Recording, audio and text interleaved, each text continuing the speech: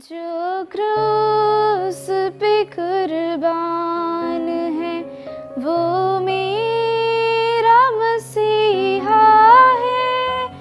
हर जख्म जो उसका है वो मेरे गुनाह का है, वो मेरे गुनाह का है।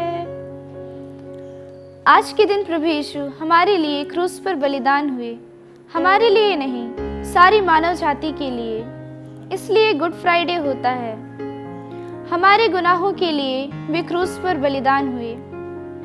गुड फ्राइडे का मनन चिंतन करने से हमें जो तत्व प्राप्त होता है, जो रसानुभूति होती है, वह अलौकिक है।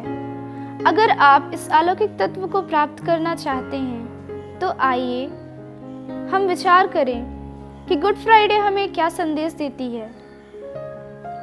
उन्होंने प्राणदंड की सजा को स्वीकारा और अपने शरीर पर घोर यातनाएं व पीड़ाएं सही, परंतु अपनी आत्मा को विचलित होने नहीं दिया।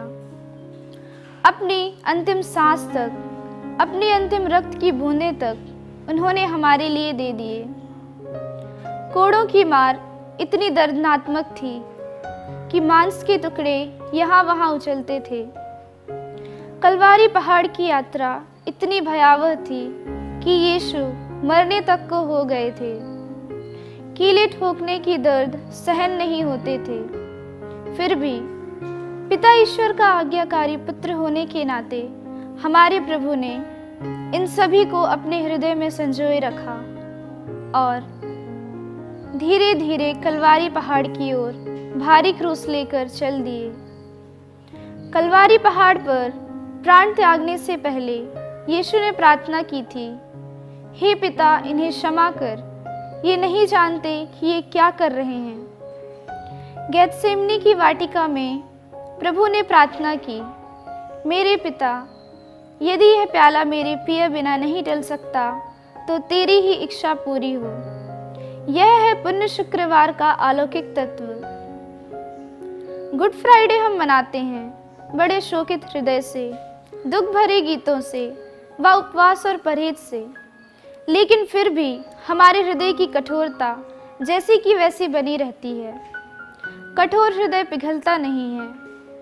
हमारे स्वभाव व आदतें बदलती नहीं हैं। हम दूसरों को क्षमा करना नहीं चाहते हैं। हमारे अंदर बदले की भावना बलवती रहती है।